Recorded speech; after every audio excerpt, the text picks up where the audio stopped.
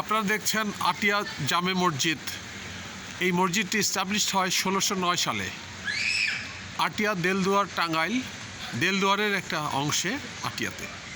এবং এই মসজিদটা 1609 সালে এস্টাবলিশড হয়, কিন্তু দুঃখের বিষয় হলো যে আজকে পর্যন্ত এই অঞ্চলের যতগুলো মুসলিম তৈরি হয়েছে তাদের অধিকাংশকে আমি জিজ্ঞেস করেছিলাম সূরা ফাতিহার বাংলা কি, তারা বলতে পারেনি।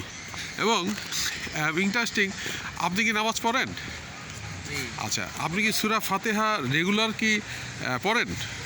রেগুলার নামাজ পড়লে তো রেগুলার পড়তেই হয় সূরা ফাতিহা। ওকে, সূরা ফাতিহার মেন যে লাইনটা, এটা কি আসলে কি বলেছে সূরা ফাতিহাতে?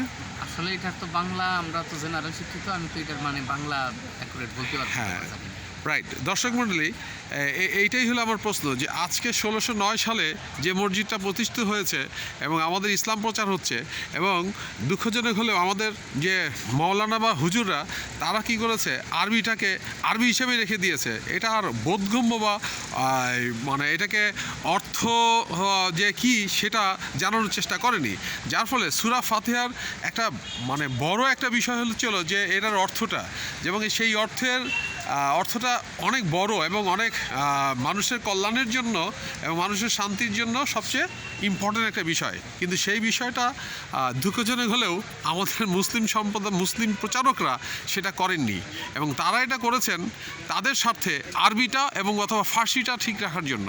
এবং আমরা আমাদের এই বিষয় থেকে বেরিয়ে আসার জন্য খুব চেষ্টা করছি, এবং এটা চেষ্টা করা উচিত।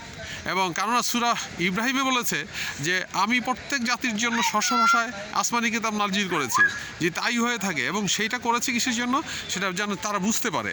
তো তাই যদি হয়ে থাকে তাহলে আমাদের উচিত যে দ্রুত এবং অতি সত্বর কোরআন শরীফের প্রত্যেকটা সূরাকে বাংলায় মানুষের বোধগম্য করা এবং বাংলায় আমাদের নিজেদের অর্থ জানা এবং সেই জানা অনুসারে সেটাকে ফিল করা, সেই ফিল করার সাথে সাথে আমরা যেন সেটাকে কায়েম করতে পারি।